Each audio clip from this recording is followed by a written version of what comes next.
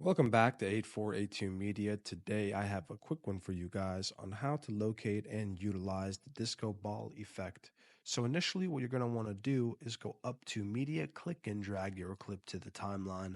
Once you have it there, we're going to go up to Effects, Video Effects, scroll down to Nightclub, and then we're going to find Disco Ball 1. Click and drag it down to the timeline. And now we're going to elongate the effect to fit the entirety of the clip. And with it being highlighted, we're going to go up to the special effects tab and we can mess with the atmosphere and the speed, basically just messing around with the effects within the effect. We can also add keyframes, and we have a video on that as well if you guys want to get a nice specialized tutorial on keyframes. So let's take a look.